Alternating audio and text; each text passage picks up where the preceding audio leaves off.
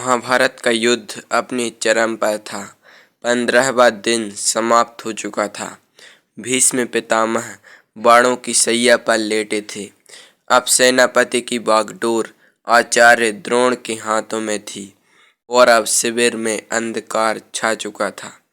दीपों की लौ कांप रही थी, मानो आने वाले विध्वंस की पूर्व सूचना दे रही हो।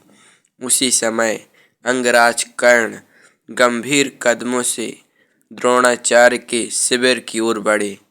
द्वारपाल ने आचार्य को सूचना दी, गुरुदेव, अंगराज कर्ण आपसे भेंट करना चाहते हैं। द्रोण ने क्षीण स्वर में कहा, उन्हें आदर सहित भीतर आने दो। कर्ण भीतर प्रवेश करता है। आचार्य ध्यान मग्न बैठे हैं। उनकी आंखों में एक अजीब सी चमक है, मानो वे आने वाले भविष्य को भेद रहे हों।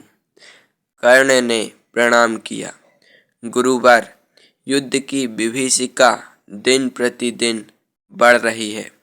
आज मैं आपके चरणों में एक प्रश्न लेकर आया हूँ। द्रोण ने स्थिर स्वर में उत्तर दिया, कर्ण, तुम्हारे मुख से प्रश्न सुनकर मैं आश्चर्यचकित हूँ। तुम तो वह हो जो किसी के सम्मुख झुकते नहीं, परंतु आज तुम्हारी वाणी में संकोच है। कहो, क्या रहस्य तुम्हें विचलित कर रहा है? कर्ण ने धीमे स्वर में कहा, गुरुवर, आज रणभूमि में मैंने देखा कि आप भीष्म पितामह के समान पांडवों का वध करने से बचते हैं। आप उन्हें घायल करते हैं परंतु अंत नहीं करते। क्या कारण है इसका? क्या आपकी निष्ठा दुर्योधन के प्रति नहीं है? यह सुनकर द्रोण की आंखों में अजीब सी उदासी उतर आई। उन्होंने कहा, कर्ण, तुम केवल योद्धा हो, पर मैं केवल योद्धा नहीं, मैं ब्राह्मण भी हूँ, और ब्राह्मण का श्राप यदि किसी पर उतर जाए तो वह संपूर्ण वंश का विनाश कर देता है। मुझे है कि पांडव धर्म के पक्षधर हैं। उनके प्राण छीनना उतना सरल नहीं जितना प्रतीत होता है। और फिर एक गूढ़ रहस्य ऐसा है जिसे मैं अब तक हृदय में छुपाए रहा हूँ। कर्ण ने विस्मित होकर कहा, गुरुवर, यह कैसा रहस्य? यदि यह युद्ध से जुड़ा है तो उसे छिपाना कौरवों के साथ विश्वासघात होगा। द्रोण ने गहरी सांस ली। कर्ण, क्या तुम यह जानना चाहते हो कि पांडव वास्तव में कौन हैं? क्या तुम यह जानना चाहते हो कि उनके प्राणों की रक्षा स्वयं कौन कर रहा है? कर्ण की आंखें चौड़ी हो गईं। गुरुवर, आप किस ओर संकेत कर रहे हैं? क्या आप कहना चाहते हैं कि स्वयं नारायण श्री कृष्ण उनके रक्षक हैं? द्रोण हल्की मुस्कान के साथ बोले, केवल रक्षक ही नहीं कर्ण, कृष्ण स्वयं इस युद्ध के सूत्रधार हैं। उनके बिना पांडवों का अस्तित्व अधूरा है। तुम चाहे कितने भी बार युधिष्ठिर, भीम, नकुल, सहदेव या अर्जुन को परास्त करो, वे मृत्यु को छूकर भी जीवित लौट आएंगे, क्योंकि उनके प्राणों की डोर उस परम पुरुषोत्तम के हाथ में है। और इस रहस्य को न जानने के कारण ही भीष्म ने कहा था, मैं पांडवों का वध नहीं कर सकता। कर्ण का हृदय कांप उठा। उसकी आंखों में तीव्र ज्वाला भड़क उठी। गुरुवर, तो क्या इसका अर्थ यह है कि यह युद्ध पहले ही निश्चित है कि चाहे मैं कितना भी पराक्रम करूं, पांडवों का विनाश संभव नहीं? तो फिर दुर्योधन का क्या होगा? मेरी निष्ठा का क्या होगा? द्रोण ने मौन साध लिया। कुछ क्षण बाद वे धीमे स्वर में बोले, कर्ण, इस युद्ध का निर्णय शस्त्रों से नहीं होगा।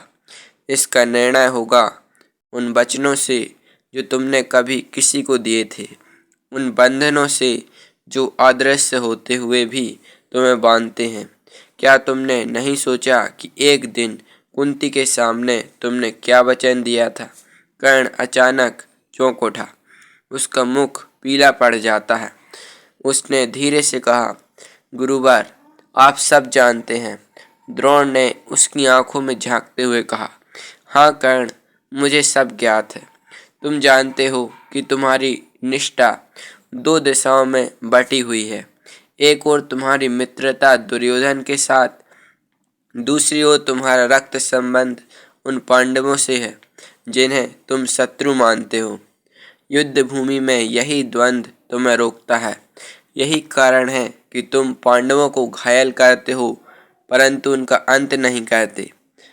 कर्ण ने व्याकुल स्वर में कहा, गुरुवर, क्या आप यह कहना चाहते हैं कि मेरा यह द्वंद्व ही दुर्योधन की हार का कारण बनेगा?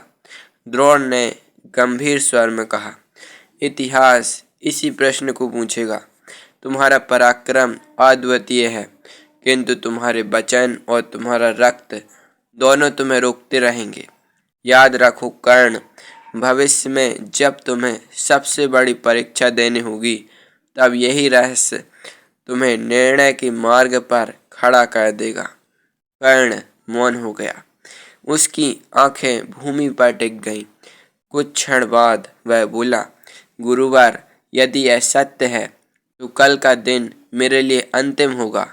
या तो मैं इस द्वंद्व को समाप्त कर दूंगा या फिर यह द्वंद्व मुझे समाप्त कर देगा। द्रोण ने उसकी ओर गहरी दृष्टि से देखा और कहा, कर्ण, कल का सूर्य केवल युद्ध का नहीं, भाग्य का भी निर्णय करेगा। तुम सोचते हो कि तुम दुर्योधन के लिए युद्ध कर रहे हो, परंतु कल तुम जानोगे कि तुम वास्तव में किसके लिए युद्ध कर रहे हो। इतना कहकर द्रोण पुनः ध्यान मग्न हो गए। कर्ण धीरे धीरे शिविर से बाहर निकला, परंतु उसके हृदय में द्रोण के शब्द गूंजते रहे। तुम सोचते हो कि तुम दुर्योधन के लिए युद्ध कर रहे हो, परंतु कल तुम जानोगे कि तुम वास्तव में किसके लिए युद्ध कर रहे हो। भोर की पहली किरण ने कुरुक्षेत्र की धूल को स्वर्णिम रंग से रंग दिया। कौरव और पांडव सेनाएं, आज का दिन निर्णायक था। महाभारत युद्ध का 17वां दिन। कर्ण ने शंख फूंका और अर्जुन ने रथ की ओर देखा। अर्जुन, आज मैं तुम्हें रणभूमि में ललकारता हूँ। आज यह युद्ध निर्णय होकर रहेगा, या तो मैं रहूँगा या तुम। अर्जुन ने गांडीव उठाते हुए कहा, कर्ण, तुम्हारा अभिमान आज चूर हो जाएगा। आज न्याय और धर्म की विजय होगी। आज तुम्हारे अस्त्र मेरे गांडीव के आगे टिक नहीं पाएंगे। श्री कृष्ण मुस्कुराए।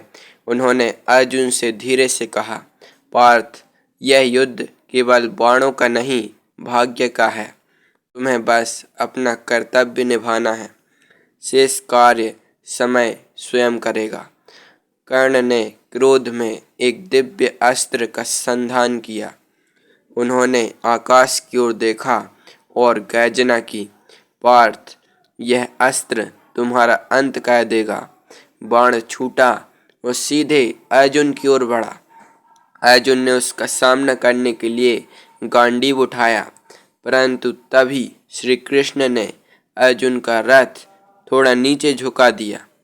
वह घातक बाण अर्जुन का शिरोच्छेद करने वाला था, परंतु केवल अर्जुन का मुकुट काटकर दूर जा गिरा। कर्ण स्तब्ध रह गए। यह कैसे हुआ? यह कैसे बचा?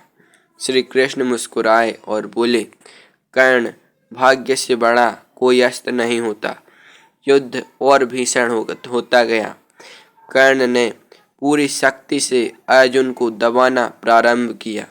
अर्जुन क्षण भर के लिए पीछे हटे, तभी अचानक कर्ण के रथ का पहिया कीचड़ में धंस गया। कर्ण ने शल्य से कहा, रथ रोक दो, पहिया बाहर निकालो। फिर वे अर्जुन की ओर मुड़े और बोले, पार्थ, क्षत्रिय धर्म कहता है कि जब प्रतिद्वंदी का रथ धंस जाए तो उस समय उस पर प्रहार नहीं किया जाता। थोड़ा ठहरो, मैं अपने रथ का पहिया निकाल लूं, फिर युद्ध करना। अर्जुन रुकने ही वाले थे, परंतु श्री कृष्ण ने उन्हें रोक दिया।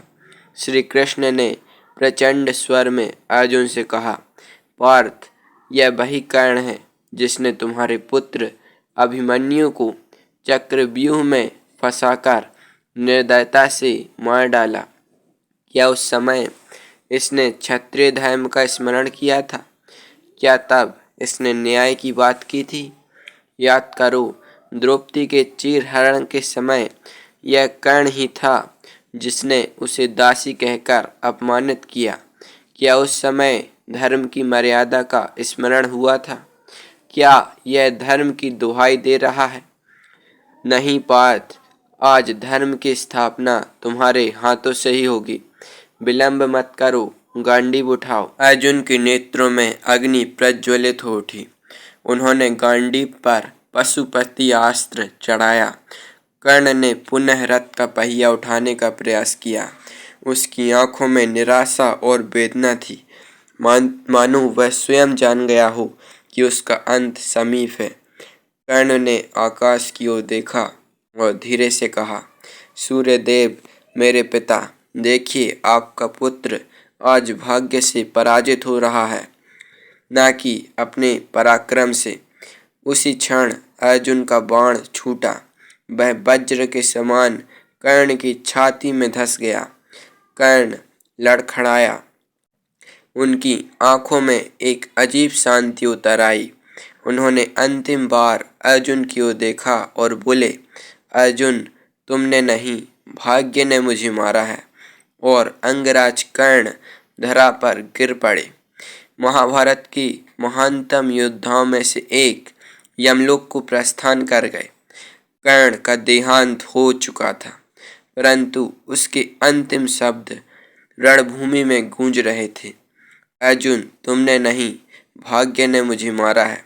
श्री कृष्ण ने गांभीर्य से अर्जुन से कहा, पार्थ, आज तुमने केवल एक योद्धा को नहीं हराया, आज तुमने उस रहस्य को भी पूर्ण किया जो जन्म से ही कर्ण को बांधे हुए था। वह रहस्य, उसका वचन, उसका रक्त और उसका भाग्य, आज उसी ने उसका अंत लिखा। अर्जुन मोड़ रहे, उनकी आंखों से आंसू बह निकले।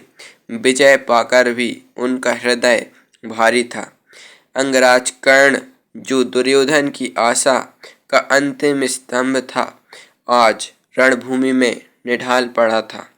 दुर्योधन ने कर्ण का शव देखा। उसकी आंखों से अग्नि बरस रही थी। वह चित्कार कर उठा, हे मित्र, तुमने मेरा साथ आखिरी क्षण तक दिया। तुम्हारे बिना यह युद्ध अब व्यर्थ है। तुम्हारी भुजाओं का बल मेरा अभिमान था। आज वह बल, वह गौरव सब मुझसे छिन गया। हे कर्ण, यदि तुम्हारा वचन न होता तो मैं इस युद्ध में कभी खड़ा न हो पाता। परंतु आज देखो, मेरे चारों ओर केवल पराजय है। पितामह गए, गुरु गए और अब तुम भी। दुर्योधन का स्वर टूट गया। उसके नेत्र रक्त से भरे थे, मानो वह संपूर्ण जगत को जला देना चाहता हो। उसी समय वहां अश्वत्थामा आया। उसकी आंखों में अग्नि थी, वाणी में विष। उसने दुर्योधन से कहा, मित्र, विलाप मत करो, शोक से कुछ नहीं होगा। आज कर्ण का वध हुआ है, कल हम सबका होगा। किंतु मैं शपथ लेता हूँ, मैं पांडवों को क्षमा नहीं करूँगा। मेरे पिता द्रोणाचार्य अन्याय में मारे गए और अब कर्ण का वध हुआ। न्याय तभी होगा जब पांडवों की पूरी वंश परंपरा समाप्त होगी। मैं यह संकल्प लेता हूँ, यदि देवता भी मेरे मार्ग में आए तो मैं उन्हें भी काट डालूंगा। मैं अश्वत्थामा, द्रोण का पुत्र, पांडवों के समस्त वंश का संहार करूंगा। दुर्योधन ने आंसू पोंछे और कहा, अश्वत्थामा, तुम्हारे शब्द मेरे हृदय को बल देते हैं, परंतु अब युद्ध भूमि में हमारे पास कोई आशा नहीं बची। कृष्ण स्वयं पांडवों के साथ ही हैं। उनके रहते पराजित करना असंभव है। हमें कुछ ऐसा करना होगा जो उनके हृदय को चीर दे और उन्हें जीवन भर पश्चाताप की अग्नि में जलाए। क्या तुम्हारे मन में ऐसा कोई उपाय है? अश्वत्थामा कुछ क्षण मौन रहा, फिर उसकी आंखों में एक भयावह चमक आई।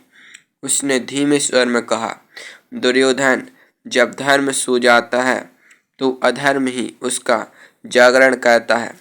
पांडव अब तक रक्त भूमि में विजय रहे हैं, परंतु मैं उन्हें उस स्थान पर मारूंगा जहां वे सबसे निर्बल होंगे।